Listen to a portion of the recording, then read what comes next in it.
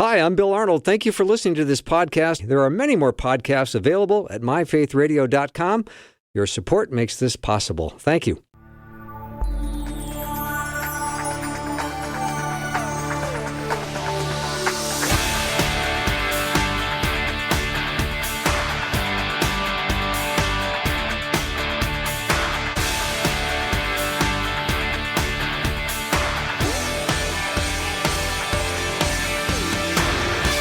And a warm welcome to the afternoon show. I'm Bill Arnold. And, we can grieve over any kind of loss. It's a deep and powerful emotion. And oftentimes the loss could be the loss of a dream or a relationship, or maybe your health is lost, or a lost pet, or, maybe there's even something that is connected to something very personal, like a childhood home, or who knows what, but there's a lot of reasons we can find ourselves in a period or a season of grief. And it is sometimes really hard to understand, but there is power and purpose behind it. And my guest this hour is Dr. Glenn Pickering, and we're going to talk about that very topic, the purpose and power of grief. I think I said that right. Glenn, welcome. Perfectly great. Thanks. Yeah. So a very interesting topic. It applies to all of us. And I know we all go through grief differently. So help us navigate our way through all this today. All right. Thanks for having me. Excuse me. The Bible is real clear about grief. We talked in previous shows about how so many of the Psalms start off with, God, where are you? My life is really hard. Feels like my enemies are all around me, like everything's going wrong. And Jesus, so on the cross, he cites one of those Psalms, Psalm 22, and he says, the start of that psalm, which is, my God, why hast thou forsaken me? I think it's really interesting in both Matthew and Mark, it says, and it was dark for 3 hours, and then Jesus said that sentence, in the midst of the darkness, that bleakest moment, Jesus says, my God, why have you forsaken me? Now, every Jew would know that psalm. They would know that was the beginning of Psalm 22, and they would know how that psalm ended, which is about glorifying God, the God who will not hide his face from us and who listens to our cry. And so in claiming that psalm, in that bleak moment after 3 hours of darkness, just before his death, Jesus was saying, yeah, this is really painful. Like in Psalm 22, it says, my bones are dried up, my joints, are all messed up. I'm like literally, my body is wasting away. That's how bad this feels. And so I think the first thing we need to understand about grief, and I think there are sort of 2 steps to it. Some people talk about the 7 stages of grief, and that's legitimate, but it boils down to 2 overall steps. First, our brain has to get used to the thought like, wow, that's really over. Just like you talked about at the beginning, that house we lived in, or that job I had, or that person who was my friend, or that place we lived, whatever, is done. Not kind of done, not sort of done, because that's just a way of not actually getting our arms around the fact like, wow, that's really over. So we have to just come to terms with, wow, that's done. And that's the first step of the 2 of grief. And so Jesus is just right out there modeling that for us. My God, why have you forsaken me? This is just really difficult, and my life is about to be over. And that's just true. Now, when we're going through that time of just really coming to terms with the loss, whatever that is, people are so likely to say certain cliches to us. And whether you're the one who had the loss or the one who's trying to comfort somebody who has had a loss, I would just urge you to be clear about this. Skip all the cliches. None of them are helpful. I'll talk a minute about why that is in just a second. But see, fundamentally, every cliche we say to a grieving person basically comes down to this. Oh, don't be sad. But see, we're supposed to be sad. Mm-hmm. This is a sad time. That actually messes with us for people to tell us, well, don't be sad. We need them to actually join us in our sadness. Not that they have to be exactly the same as us, but we have to feel like they're with us. Now, the word compassion, which is the opposite of all those terrible cliches, the word compassion means co-passion. And co means together, like co-leading something or co-facilitating something. Together we do that. And passion means like the passion of Christ. So if I'm going through a hard time, or my friend is talking to me and they're going through a hard time, compassion means I'm with you in your sadness. I'm not trying to lift you out of it. I'm not trying to fix it. I'm not trying to tell you shouldn't feel that. I'm sad on your behalf. And so I said a while back on the show one time about how, my dad died when I was 19, and which is, of course, incredibly difficult, leaves a scar on you in lots of ways. And so many people would say things like, oh, but Glenn, he's in a better place now. Which see, it's just, and again, another way of saying, well, don't be sad. Mm-hmm. And I thought so much, I'm not crying because I think my dad's in a bad place. I'm crying because he's gone and I'm still here. You know what I mean? But the people who are most helpful, when I would talk about how hard it was, would touch me on the shoulder or hug me or just be with me and say, yeah, that's hard. That's compassion. I'm with you in that sadness. I'm not trying to fix it. I'm not trying to judge it. I'm not trying to remove it. I'm just with you in that sadness. Safe to say we're maybe not as skilled in this area as we could be. Yeah. But I think it's natural to try. If you're not comfortable with somebody else's discomfort, you're going to say something to try to remedy the situation because you're not comfortable with them being uncomfortable. Exactly right. Yep. I could not have said that better myself. That's perfect. So our job is to let ourselves be uncomfortable. Yes. Like to be with them in their sadness, even though we might be uncomfortable with sadness. Mm-hmm. And I do think that's a feeling we're all we'd rather not have, because other emotions, anger, upsetness, they kind of make us feel bigger or stronger, but sad makes us feel sort of small and vulnerable. So we don't really like going there. So then if somebody else is sad, we really don't like going there with them either, because then we have to be in that same vulnerable place. Like, yes, you're right. There are times when life is really hard. I can identify with that. Well, see, that takes we have to be willing to be comfortable with their sadness and ours, because we've been in a place like that. Mm-hmm. And we have to just be willing to also acknowledge to ourselves, yeah, and that was hard. Mm-hmm. I understand. So I get it's uncomfortable. We'd rather fix them so we don't have to feel the sadness with them. But it's really important that, just like you say, that we move past that comfortable place and actually be with them, because that's the only thing that's actually helpful. Mm-hmm. And Glenn, sometimes news of sadness comes very unexpectedly. Right, yes. I mean, it's not like you're having your normal day and you encounter someone and how you doing, and then they tell you something very sad. Right. And sometimes you're not in that space, and you may not be able to get into that space very quickly. So I don't think we're being critical of people who have used cliches in the past, because I'm in that camp. We've all done it. Oh, yeah. Absolutely. And I wish I could take it back. As a matter of fact, I did apologize for one instance in particular with a friend of mine. I used a cliche, and I still to this day cringe a little bit thinking about what I said. But I understand that too. Yeah. But there, you get caught off guard sometimes. Sure, absolutely. And the shock kind of, you're right, takes us off guard. Yes, it does. And so it's just important to remember in our shock, when we're trying to think, what should we say, to just remember this. The instant I ask myself, what should I say, I'm focused on me. That's true. If I just look at that other person who's struggling, I won't have to wonder what to say. If I just look at them and think, oh, man, that's sad, or that's hard, I'm sorry to hear it. Because if I'm looking at them and I'm seeing their sadness, I won't have to wonder what to say. Mm-hmm. It will be so clear. But as soon as I think I'm caught off guard, so I get a little shocked and think, okay, what should I say? See, now I'm all wrapped up in myself, and I won't actually know what to say because I'm not actually present. Don't we as Christians, though, want to be loving, compassionate, and have the right thing to say at the right time? Because that's what a Christian can do. They can they can come alongside a loved one and just have the right thing to say. That's right. And boy, did that feel good. And here's where we have to remember.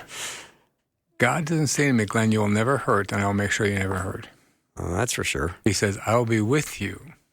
Right? I will walk with you through that hurt. So if we're actually trying to be a godly Christian presence, we need to understand that's our role, not to fix it, not to tell them what to do, to literally be with them in their hurt, just as God would do for us. And so we need to remember, even though there's this huge part of us that thinks I want to do something, I want to be helpful, and that comes from the best place, like we really want to be helpful. It's important to remember being with them is the most helpful thing we could possibly do. So is it helpful, Glenn, to have a number of thoughts in your head that you can sort of go to when you encounter bad news? Sometimes you feel flat-footed, like, I don't know what I should say here. Right. But if you have thought about it, prayed about it in advance, you might be able to have the right thing to say at the right time. Well, if you pray about it in advance, what you need to pray for always is, help me be focused on them. Yes. Because my ego makes everything about me, which I don't mean badly. I just mean, we have a human self, and our self is mostly concerned with ourselves. And we also have a spirit side, of course, which is a higher self. But we have that earthly self that's pretty aware of ourselves. So that's going to be our first thought, what about me? And I just need to take 2 seconds to be that kind of second responder that I often talk about on the show. But just slowing down long to think, okay, it's not about me. My friend is grieving. My friend is going through a hard time. What do they need? And as soon as I ask myself that question, what do they need? Those words will come to me so simply. And they will be simple words. They might even just be noises, like, because if we're looking at that other person and really thinking.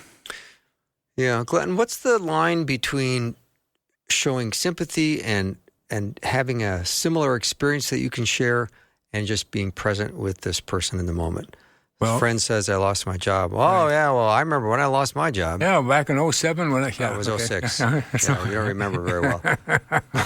But I'm getting old. That's all right. No, but a lot of people think, well, I'm going to be helpful. I'm going to let them know I lost my job. Right. And here's the thing. We can do that as long as we hand the conversation back. I always think that anytime somebody says, Glenn, here's an experience I went through, and I want them to know I understand that. It's my job to say in 1 or 2 sentences, yeah, I had a similar situation like that too. It made me feel really lost. How are you doing? So I can say anything I want about myself to show I get it a little bit, but I have to very intentionally hand the conversation back to them. Otherwise, I'm going to go off on a story about myself, and they will walk away feeling really unheard. How about if you just wait and see if they say, Glenn, has anything like this ever even happened to you? Why don't you just let them see if they ask you? And they might. And I'm promising they might not. The rules are going to be the same thing. I'm going to say, yeah, it did that.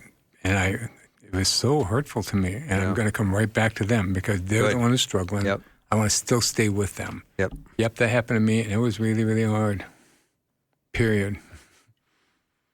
Like, I get it. I'm with you. And I don't have to tell you that whole story because right now you're the one that's grieving. All right. You're being compassionate. Okay. Let's just say it's 2006. I lost my job, which I didn't do, by the way. But you're coming alongside being compassionate and saying, I'm sorry. And I think to myself, well, that's all you got, man? Is I'm sorry? I need some stuff. I need some deeper thoughts. And I might even say, but remember, I'm going to know that I don't know that what you need. So even if you say, yeah, that's really sucks, I'm going to say, yeah, I know, I've been there. I lost my job too, and it's hard. Then I'm going to say, how can I help? Okay. What do you need? How can I be with you? But I'm not going to assume I know that answer because that's really hurtful to people. Well, why don't you just go for a jog? That'll make you feel better. Oh, yeah. Thank you very much. Yeah. Right. So I'm going to say something. I might ask a question, but I'm still going to try and keep that focus on them because they're the one that's struggling. Yeah. We certainly don't want to make the situation at all worse. Right, exactly. Right. Because people do have immediate needs, and I've been experiencing this lately with some people, and I think if I don't just stay present in the moment and try to supply them with some kind of attention, care. Yeah, you lose them. Oh, sure. Yeah. And because that's what they want. They just mean all of us. I promise you, when we're going through a grieving time, the one thing we want to know is that other people care that that's happening to us. Just had a comment, Glenn, with grief over one of the struggles I have is trusting God moving forward. And I desperately want to trust him. When I go through hard losses, I'll say to God, I know you're good, but since you've allowed this loss, I feel like I have no idea what's around the corner, and therefore I don't know with my fears and my future. Great. I love that. We're going to talk a lot about that in the second half of the show, so I'm going to put it off a little bit, but I want to say this just quickly. When we go through that grieving time and we feel like now we don't know what's going to happen next, the trick is we never know what's going to happen next. It's just when we go through a grieving time that it makes that really clear that we don't know what's going to happen next. We think we do, but the scriptures say tomorrow's promised to nobody. We literally don't know what's going to happen next, which is why we have to trust God. And when we go through a grieving time, that just makes it really clear that we don't know what's going to happen next, but we always don't know what's going to happen next. All right. Which I don't mean bleakly. I just mean it's just true. Mm-hmm. Dr. Glenn Pickering is my guest. We're talking about the power and purpose of grief. If you have a question or comment for Glenn, you can text it over 877-933-2484. You can learn more about Glenn at drglennpickering.com. That's Glenn with two N's, Pickering. We'll be right back.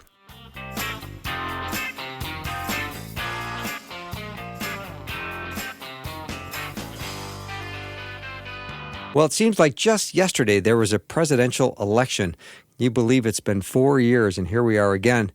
And of course, there's some tension, there's some anxiety, and we need to be joined together in prayer and in unity for peace and for God's will to be done in this oftentimes fearful and divided time in our country. If you want to head over to myfaithradio.com and text the word vote to 877-933-2484, you can get an election prayer guide.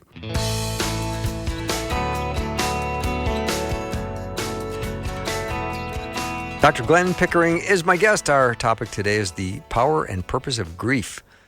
We've all gone through grief. You might be in the middle of it right now, so I'm glad you tuned in to the afternoon show. Let's talk about this big fear. And Glenn, just assure everybody, it won't last forever. Right. In fact, let me do one thing, and then we'll come right to that, if that's okay. Of course it's okay. Jesus said the truth shall set you free. And when we're talking about compassion, here's why it's so important to be compassionate with people who are grieving, to be with them. Because one truth, if we really understand that the truth will set us free, one truth is that we're not alone, even if it seems like that when we're grieving. I went through a grieving time a while back that was so intense. I literally felt like even God had abandoned me.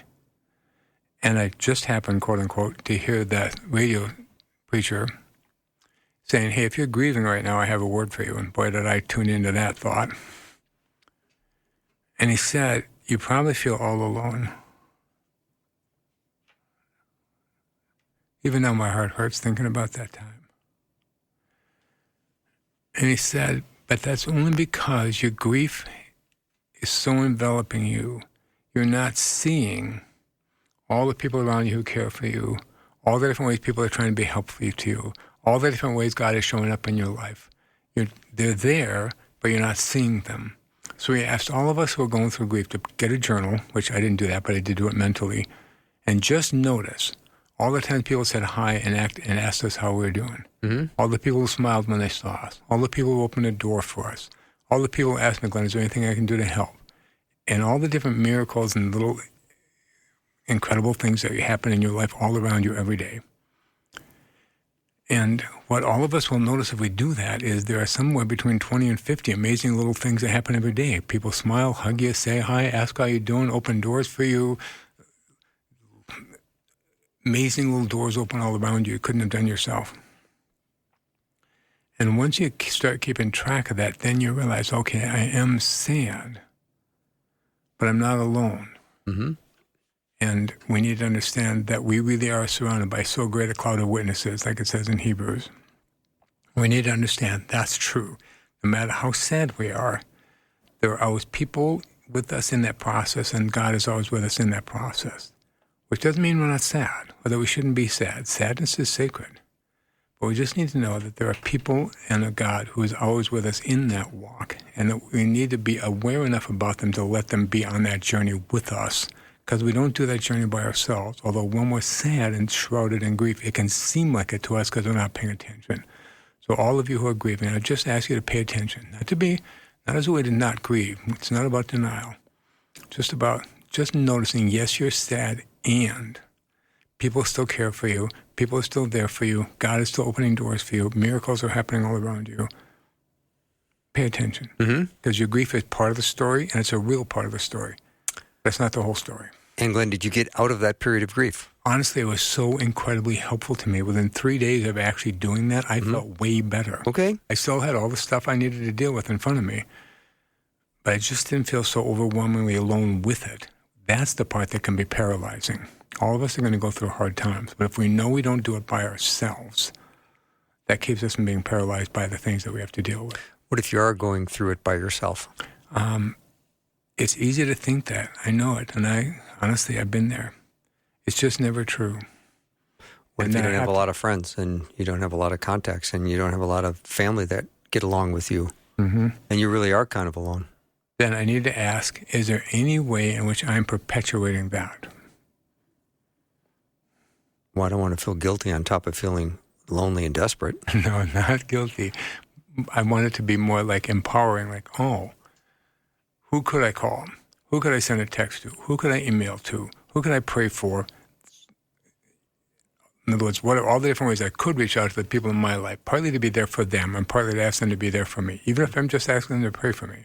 Even if it's just important to think, okay, who are the people I could connect to? Because if I'm not connecting to anybody, partly that's on the people in my life, but partly I might be sending out the message that I don't want them to. And so I just need to make sure from my end that I'm not doing that. Okay. That I'm giving people who want to be in my life a chance to actually do that. Okay. Okay, so people, when I say, well, you got to let yourself be sad, they're like, oh, crap, I don't want to be sad the rest of my life. That's the part you were talking about a second ago. And I think, right. But here's the good news. All of our emotions have a relatively short half-life. Here's what I mean.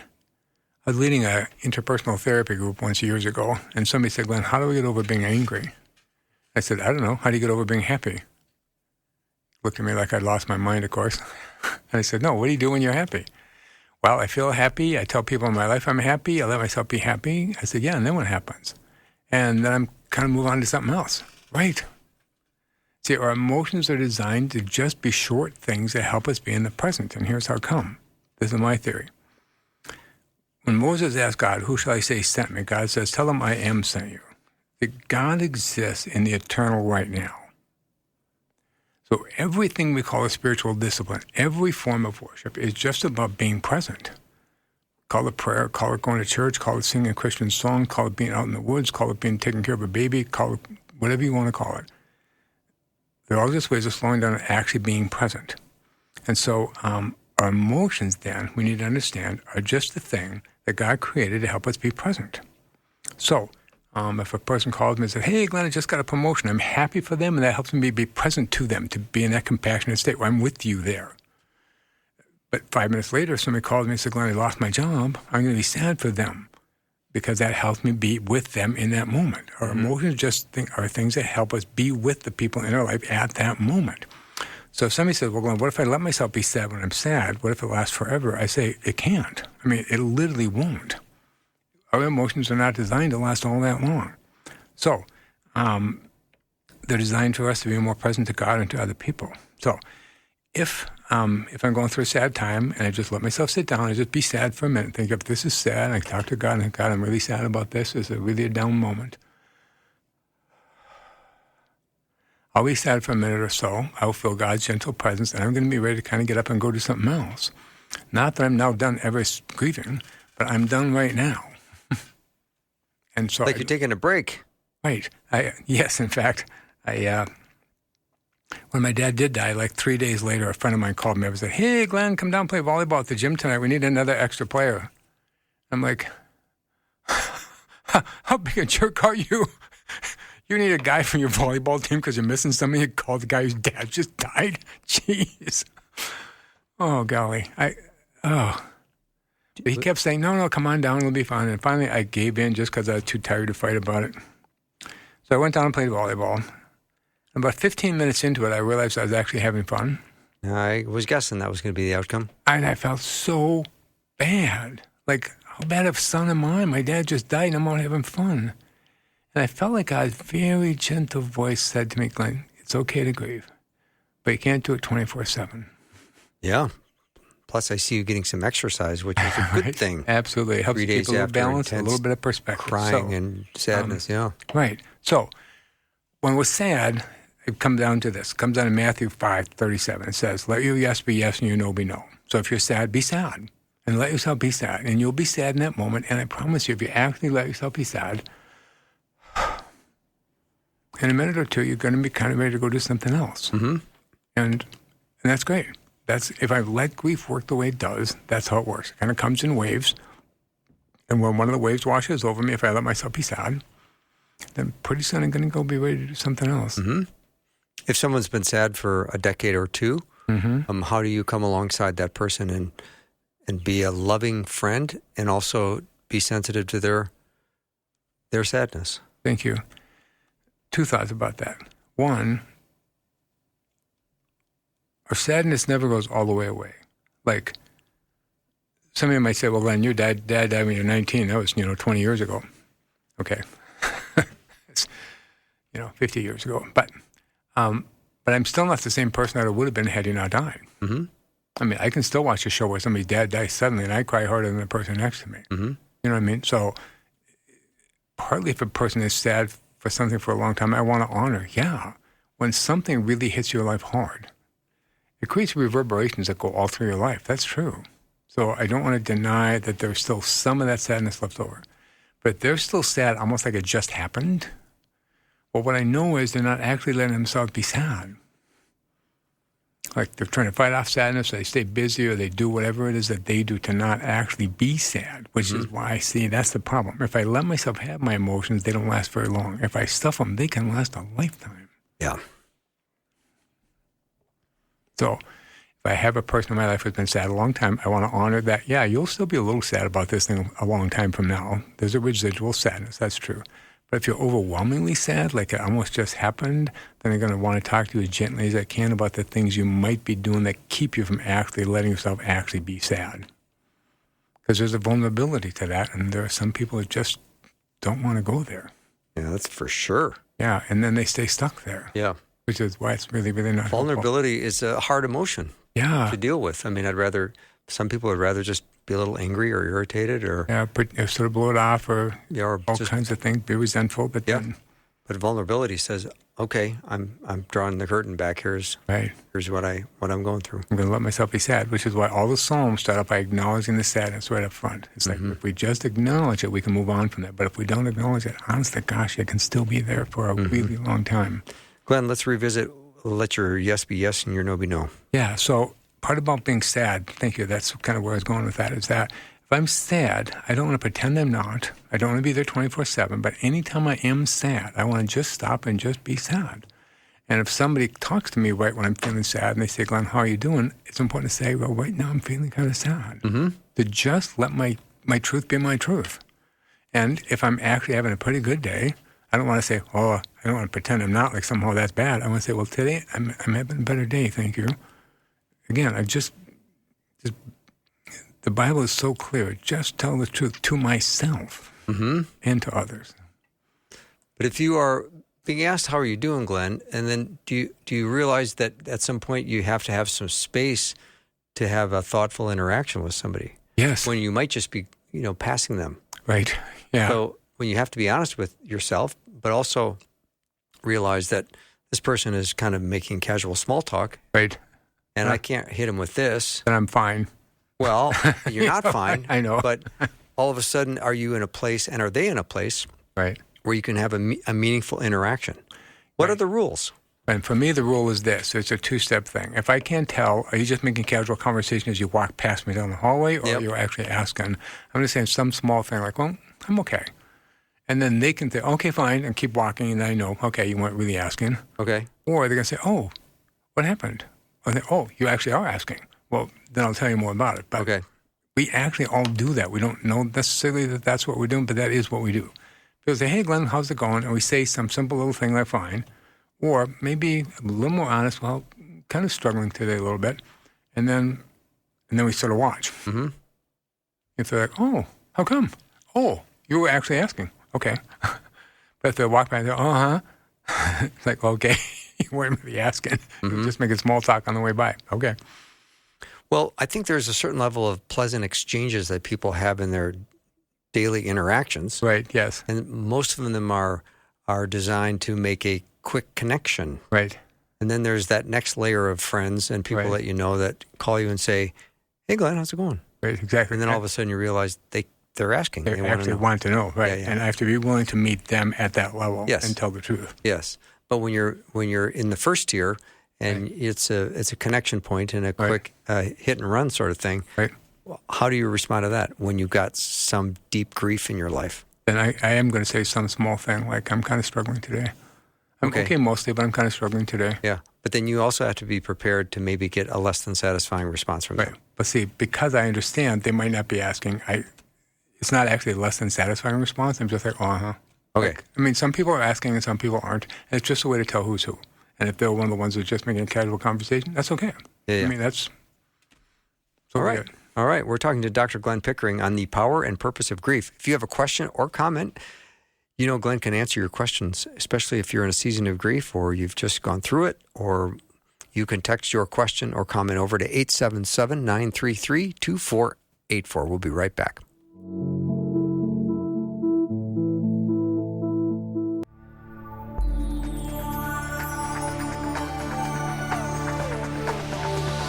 It's the afternoon show with Bill Arnold.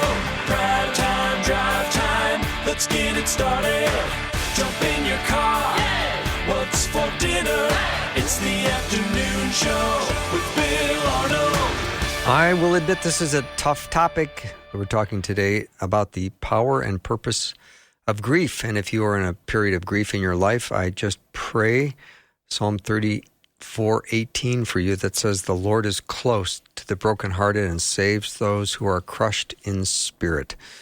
And I pray that if you are coming out of a season of grief, that you have found the purpose of what God had through your season of grief.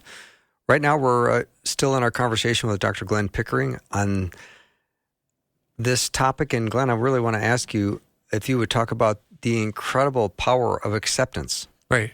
Thank you. Yeah, I said at the beginning that there are sort of two stages of grief. First, we kind of come to terms with, wow, that loss is real. I lost that person, that family, that job, that house, whatever that is. And here's why that's so important. It's important because it's about acceptance. And I've come more and more in my own life to understand the incredible power of acceptance.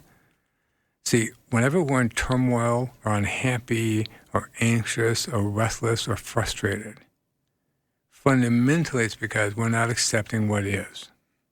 We think, it shouldn't be this way.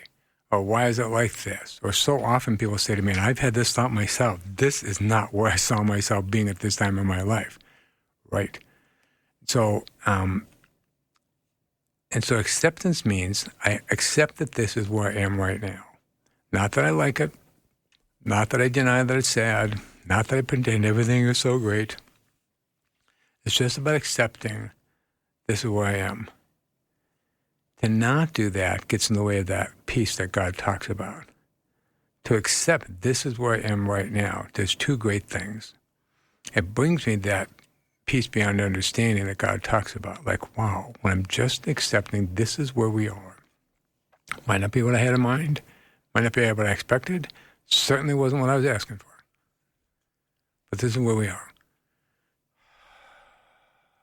There's a calmness and a peace that comes over us. It's like, okay, this is where we are. That's worth it in and of itself. It brings us that sense of peace. But it also opens us up then for step 2, which is that once we come to that point of acceptance with our brain, then our spirit kicks in and thinks, okay, now what? Back when my dad did die, lots of people, even just a week or two afterwards, would say to me and my mom, if things kind of back to normal now, we never knew what to say. And finally, we read this newspaper article from this guy whose wife had passed away a few weeks previously. And of course, people asked him the same question, is getting back to normal yet? And he said, I finally understood the answer to that question is this. Normal died and she's not coming back. I'm trying to find a new normal. Mm-hmm. And what we need to understand, if we accept, okay, that's over, this is where I am right now, we have to trust that God will help us find a new normal, and that it will be good. And that won't necessarily be what we expected, but it will be good. In Romans 8, it says, God will bring something good out of this. And God, in all things, God brings about the good, even in our hardest times, even in our bleak times, and even in the times we can say, this is so not what I was thinking. But it is where we are. In that moment, then, we become open to whatever God is going to take us next. But as long as we're fighting, this is not what I wanted, this sucks, this is awful, this is terrible, this is just so wrong, this is not what I wanted. See, we not only can't live into the future that God has in mind for us, we don't even hear it or see it because we're literally just not open to it. So we need to understand that God is going to make something good out of this. Not even because God created this. Sometimes when people read that passage in Romans 8 about God works to bring about good in all things, people say, yeah, that's what God created this situation. I think, no. I create all my troubles all by myself. I don't need God's help to create my problems. But even in those tough times, not only will God be with us, God will find some way to work with us to bring something good out of that. And we need to know that that's true. I think often to myself that if I had to list the 6 times in my life that were the most difficult, and the 6 times in my life when I grew the most, that list, of course, would be the same list. Because there's something about going through those hard times with God, coming out the other side, being open to what that might look like, that really, literally transforms our life in ways we probably couldn't have even expected. Glenn, I have heard people talk about a really terrible experience, and I just kind of cringe when I'm hearing it. And then they go on to say, and I can't imagine my life without it. Right. And God did amazing things. Right, because we learn trust, we learn vulnerability, we learn to be connected, we learn to live in community. There's so many powerful lessons that can come out of that if we're willing to go through the process that I'm talking about, where we come to that point of gracious acceptance, not happiness, acceptance. And to think, okay, I'm open to what that might be next. So first our brain has to come to terms with, wow, that's really over. Then our spirit has a chance to kick in and think, okay, what's next? What's now what? And then me and God can start co-creating whatever God has in mind for me next. And when people talk about sanctification, that's really what they're talking about, that out of our troubles and our difficulties can come a whole different form of our next development, our next stage of maturity, our next stage of learning, whatever that looks like for us. And I often say to my clients, every yes starts with a no. If you ask people to talk about turning points in their life, something amazing happened, and I ask them, what happened right before that? They can talk to me about a loss of some sort. I lost that job, but only because I lost that job, so I was open to something else, because those doors were closed, and this amazing miracle job showed up. Or I was in this relationship, I knew it wasn't great, and she broke up with me, and I was devastated, but then, unless I had been for that, I wouldn't have been able to be connected to this person who's in my life right now who's so amazing. I mean, it's like, we need to understand every yes starts with a no. And so even those times that feel like a loss, that are a loss, I mean, we don't want to be minimizing that. But we need to trust that, yes, but something good could come out of this, and something amazing probably will come out of this if I'm open to that, because God is always looking to bless our lives in amazing sorts of ways. And that will happen if I'm open to it. So we need to acknowledge that every yes starts with a no, that all the things we call sanctification, the things that shape our lives and mature us and deepen us, are probably going to come out of a time that feels like a loss. And even though if we can look back later and think, I can see how that loss was necessary, it still feels like a loss. I mean, I got fired from my job in a way that was so unfair, I can hardly talk about it now without being bitter about it. But I would never have started my own private practice if that hadn't happened. I had always wanted to, probably wouldn't have had the guts to do it. God shoved me off the edge of that cliff. Started my practice 40 years ago, haven't looked back. And honestly, it's been weirdly the best thing that ever happened to me. I might still be stuck in that job that I didn't even like. Just because of laziness and complacency and whatever else you want to call that. So it was a grief. It was incredibly painful to me. I felt betrayed by lots of people. That's all true. And I wouldn't have the job I have now if it wasn't for that. Both of those are true. It's not like one or the other of those are true. Well, don't be sad, Glenn, because look what happened. It's like, no, it was sad what happened. And God brought something out of the ashes that was really amazing and good, which I literally couldn't have done myself. So in this process, something new emerged that you couldn't anticipate and you didn't see, but God continued to work in your life in sovereign, in providential ways. Exactly. And so some new ministry will emerge, or a new relationship will emerge, or a new sense of purpose, or even new emotions. You might be, I'm way more, how can I say? I said in the show once a long time ago that the further I get along the maturity path or sanctification path, call it whatever you want, the more I notice my happy times are happier, my joyful times are more joyful, and my sad times are sadder. That there's something about actually going through life in a way that has integrity that deepens us, and we feel everything more deeply. And I think we're supposed to. You know, those emotions have a reason to exist. God made them for a reason. And the more we get along that path, the more experiences we have, the more we can feel all those in the deepest sort of possible level, the level that God actually intended us. So I just know as we go through that process, if we're willing to know that God is with us, people care for us, we're going to come out the other side, something new is going to happen. That will happen in some pretty amazing ways. And it will happen in a series of small steps. So I always pray that people just pay attention to those small steps. I often tell the story about one time, 6 weeks after my dad had passed away, I came home and found my mom painting her bedroom purple. Well, lilac to be fair. And I said, Mom, what are you doing? To my knowledge, she'd never lifted a paintbrush in her life because my dad always did that. And she said, you know, I've always loved this color, but your dad didn't like it. So now that's just my bedroom, I can do that. And I remember thinking, even at the time, one small step. Mm-hmm. What is your new normal going to look like? You're going to start getting a clear idea about what you want, who you are. Even if it just starts with, I'm going to paint my bedroom lilac because that's what I actually like. It will happen in a whole series of small steps. And sometimes people think, well, then this big thing is going to be revealed to me. I think, yeah, in a whole series of small steps. So pay attention to the small steps. And celebrate the small steps. Huh? Yes, and celebrate them because that's how God does everything. Yeah, good point. We'll be right back after a short break. Dr. Glenn Pickering is my guest. We're talking about the purpose and power of grief. And if you want to learn more about Glenn, you can go to drglennpickering.com. We'll be right back.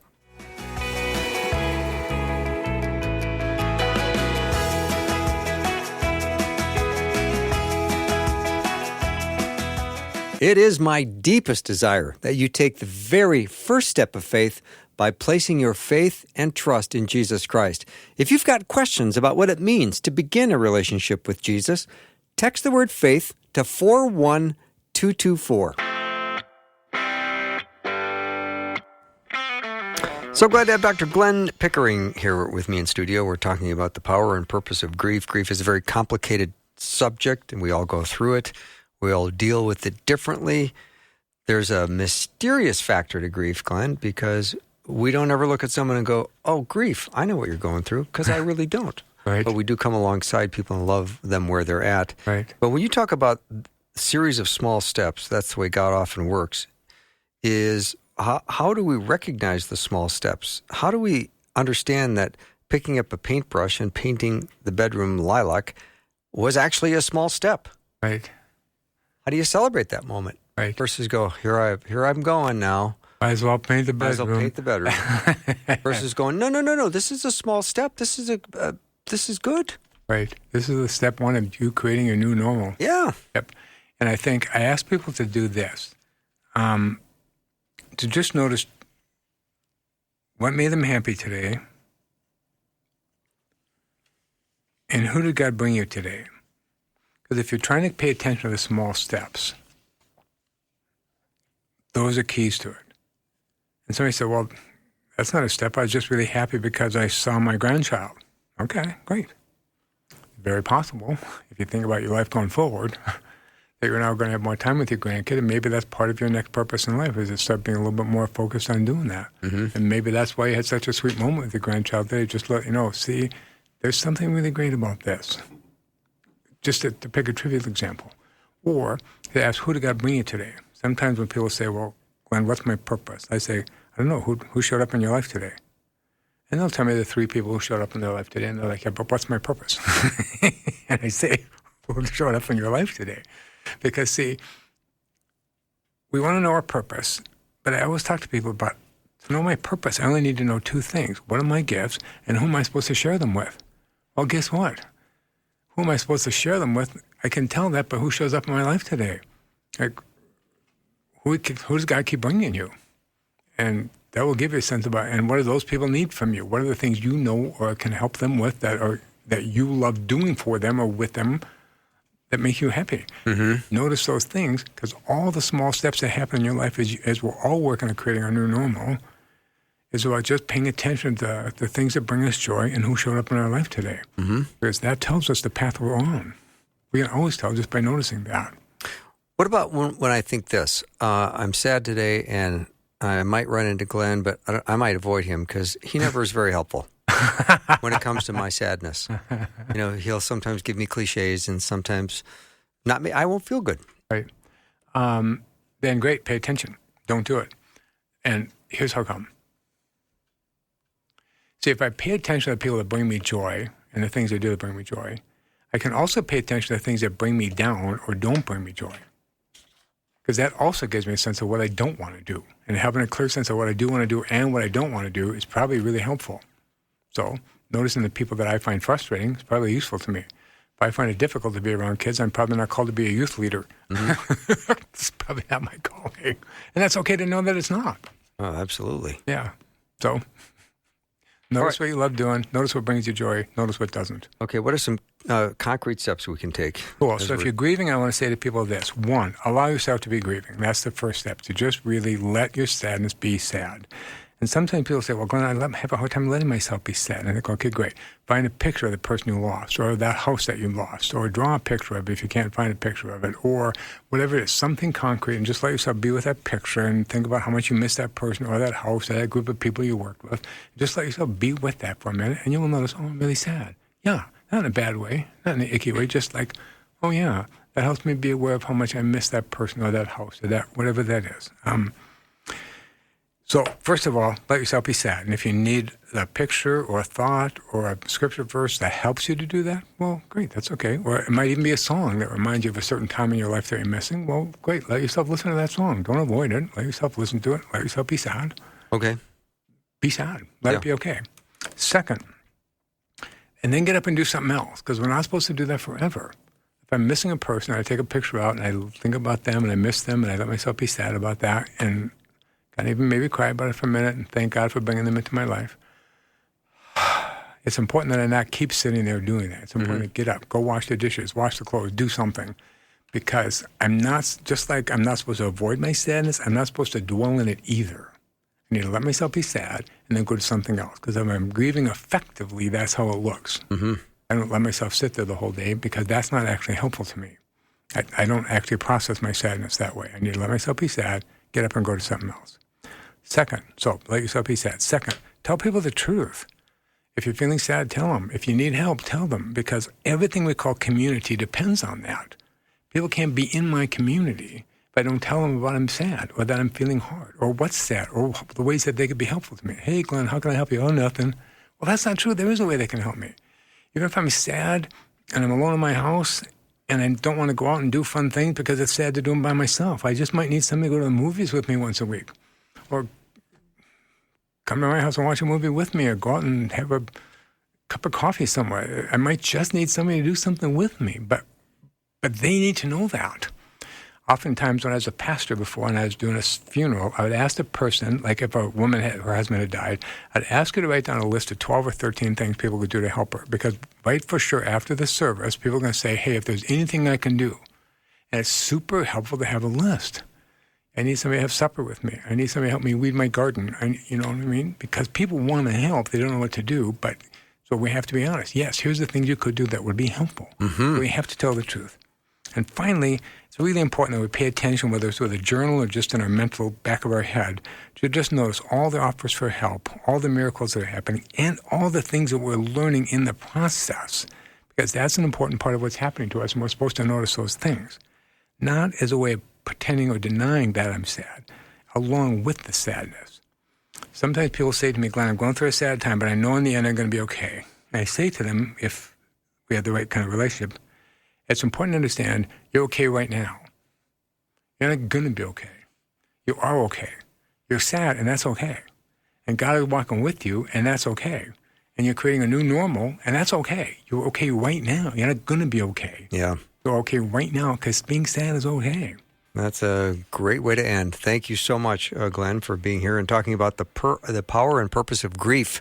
If you've missed any of this hour, check out the podcast. That's a lot of great material, especially if you're in a season of grief. So we'll take a break and come back, and Professor Ken Samples is going to join the program. We're going to talk about the early chapters of Genesis and how God created the totality of all things. That's next.